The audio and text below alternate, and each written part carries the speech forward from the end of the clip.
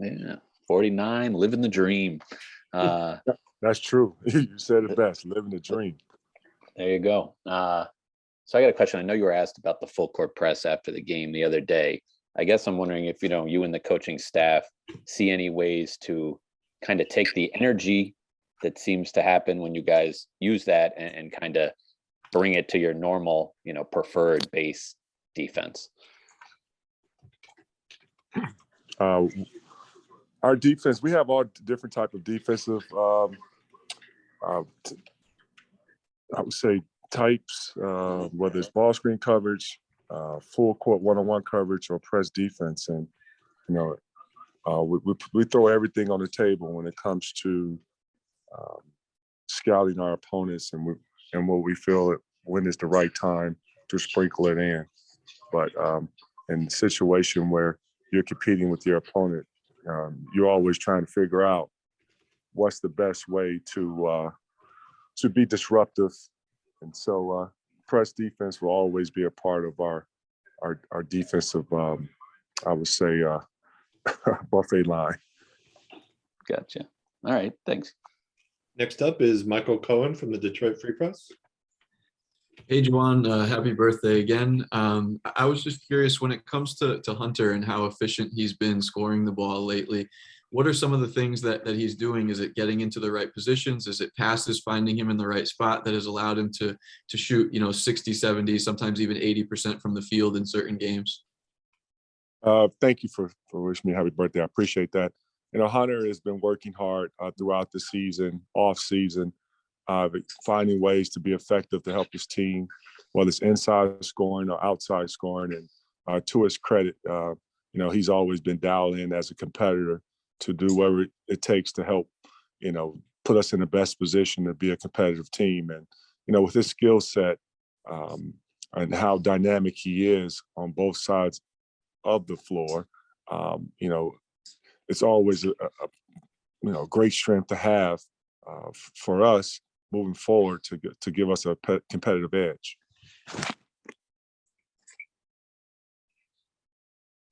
We'll move over to Jack Kingsley from the Michigan Daily. Hey, Juwan, happy birthday.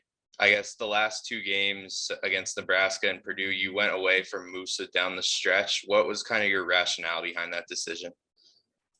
No, actually, it's not singling out one individual. When you look at our team in last game and, that last group that was out there, they had it going and they did some really good things and fighting back and getting us back in the ball game. It's just tough to disrupt that flow. And Musa is a very mature young man. He understands the big picture and he also understands the why. But it's nothing against, Musa or any other player who wasn't out there on the floor. You just don't want to break up that rhythm when you have a team who's done a great job of fighting throughout the game and making runs and responding after runs and at the same time getting stops on the other end. Me as a coach, it's tough to disrupt that type of group and type of flow. We'll move over to David Horak from Wood TV in Grand Rapids. Hey, Coach, happy birthday to you. For you guys, you got Penn State up next. Another crazy arena in terms of how noisy it can get with the whiteout game. They too fell just short with Purdue earlier in the season, most recently. Given that you guys were in the same situation with Mackey being Mackey, and also with Hunter having that scoring stretch, how are you guys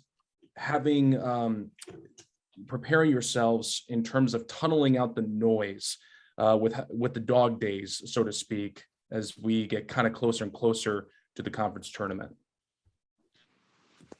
Well, this is not our first rodeo when it comes to playing on the road and playing in front of a very noisy, loud, energetic type crowd. So, thinking back to North Carolina, going back to Central Florida, and then Indiana being, in Illinois, all special places to play in. And Mackey got extremely loud. So it's not our first time. It's a part of, the competition. We enjoy it. our guys have, doing a really good job of responding. They're not allowing the road noise to get to them. We've done a good job of staying organized and understanding what needs to be done, and then preparing for, what those type of environments are like.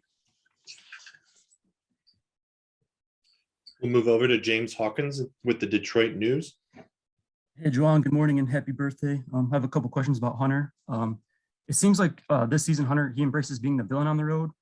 I guess when you have a player like that who maybe draws the focus of opposing fans, does that make it easier for the other guys on the floor? Do you feel like it maybe takes pressure off them and allows them to play their game? There's different myths and also different opinions.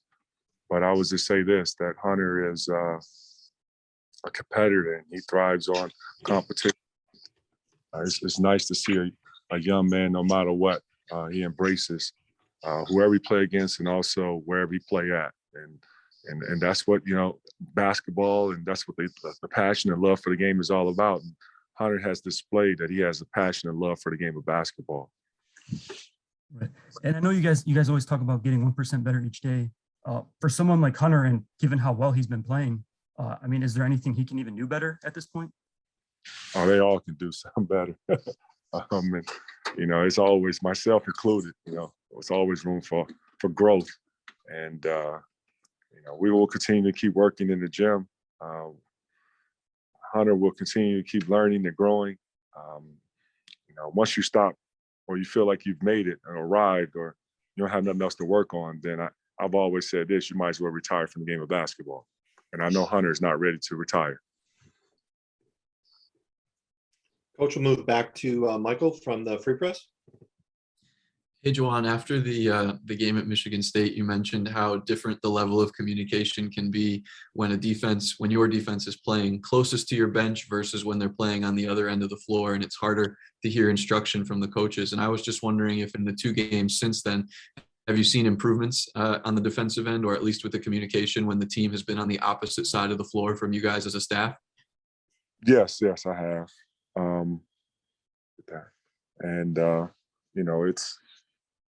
It's important that our guys got to continue to keep over communicating out there on the floor, and as much as possible, take away from some of the mistakes that are happening.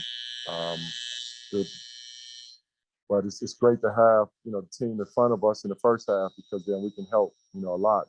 And I give our guys, not the guys that are not playing in the game, when they're sitting on the bench, they're so active and into the game with their voices and communicating to the players that are on the floor, just feeding life to them. I wish we can have that for both halves, where we can have the defense on our end for the second half, but unfortunately it's not like that. But I've seen growth in our guys who are out there on the floor when the defense is on the other side of the floor. But we got to continue to keep growing in that area. We'll move back to James from the Detroit News. Hey, Juwan, I guess just what have you seen from Penn State on film, and I guess how different are they under Micah Shrewsbury this year? Yeah, Penn State, one thing I know about with them is they have shooting all over the floor. And they also have a big that does an excellent job of attacking on the offensive glass, and he plays his role to the best of his skill set. And so at home for Penn State, they shoot the ball extremely well with the shooting that they have on the floor. It's going to be very important for us to not allow any open looks to some of the three-point shooting, because all it does is generates a lot of life into the crowd, and then what it does is add more confidence to the players that's out there on the floor. And then I guess just what do you think are going to be the biggest challenges this week? Obviously, you travel to Penn State tomorrow, then you're playing 3 games in 5 days. Just what do you think is going to be the toughest part about navigating this stretch? Well, rest and recovery. But it kind of reminds me of the NBA schedule. NBA, and I know a lot of these young men have not experienced that NBA lifestyle as far as what the 82-game schedule is like, where you play every other day, or sometimes you may play 4 games in 7 days. But from last year, now leading up to this year with COVID being a reason why, there's some games that have to be played because of postponement. We will figure it out. We will not make any excuses because we're not the only team in the country that will have to experience what we're going to experience this week. And I guess, given how busy this week is, are you going to have any time to even celebrate your birthday? Good question. No, I'm not. Just celebrate my birthday as being with the players and staff, getting in the gym and enjoying the opportunity and being honored and grateful to be able to work with a fun group. And so that's my celebration. And, maybe like when I retire from coaching, I'll be able to, hopefully, if I'm still around, God willing, that I'll get a chance to celebrate birthdays. But it's always been that way for me since I was playing. My birthday has always fallen around, the basketball season. So I don't remember too often when I have celebrated a birthday. We'll move back to Michael from the Free Press again.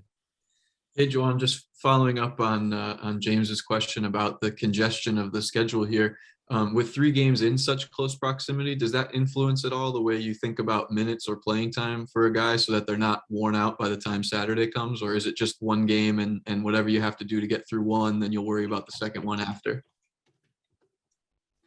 Well, it's all hands on deck.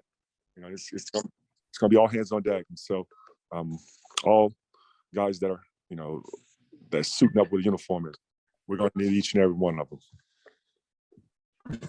Thank you. Does anybody have anything else for Coach?